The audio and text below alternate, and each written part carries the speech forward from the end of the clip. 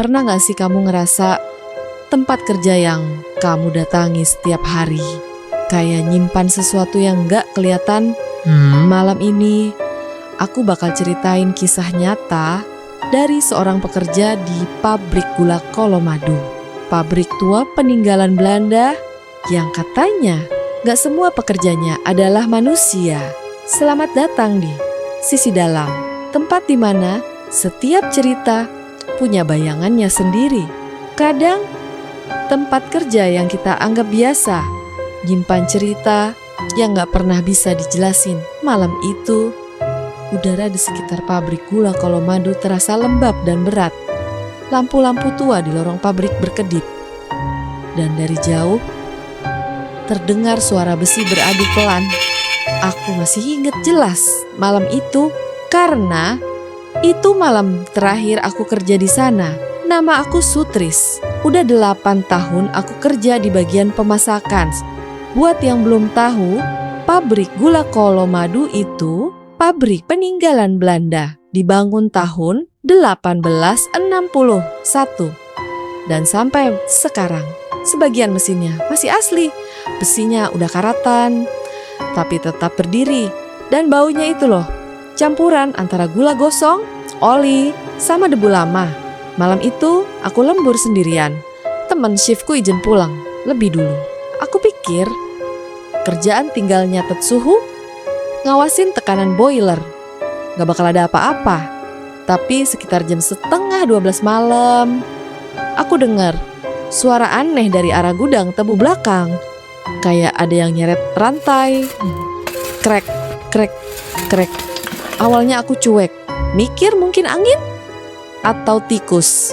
Tapi suaranya makin jelas, makin dekat. Aku jalan ke arah gudang. Lampunya redup, cuma satu bohlam tua yang nyala. Di ujung sana, aku ngerasa kayak ada bayangan ngintip. Tapi waktu aku deketin, kosong. Aku balik lagi ke ruang panel kontrol. Tiba-tiba, lampu di atas kepala kedip-kedip. Aku ngomel pelan. Duh, listriknya jelek banget malam ini. Tapi pas aku lihat ke cermin kecil di depan panel, aku lihat bayangan seseorang di belakangku.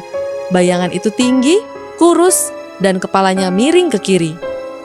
Aku refleks noleh. Kosong, tapi di cermin bayangan itu masih ada.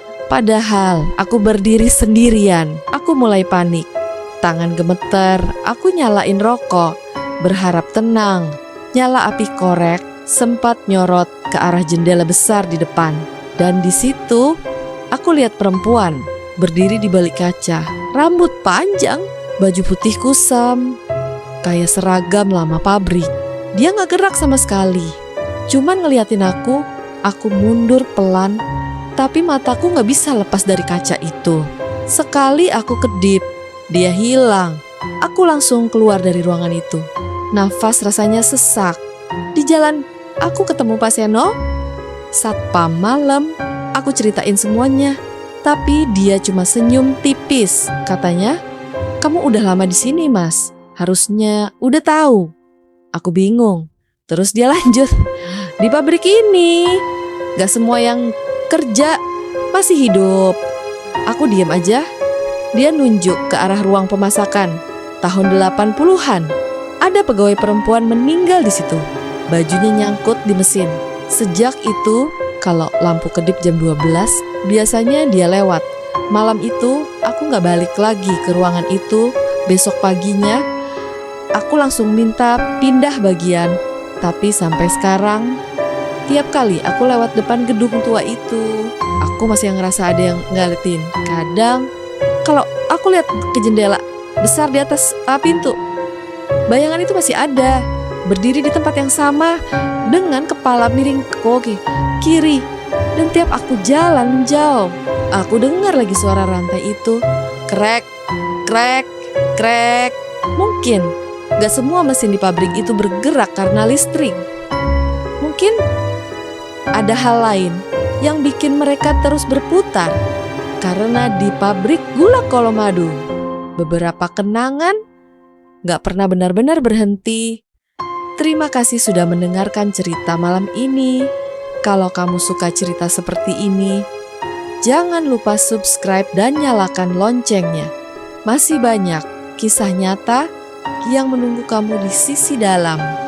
Di sini, setiap cerita punya bayangan, dan kadang bayangan itu lebih nyata dari yang kamu kira.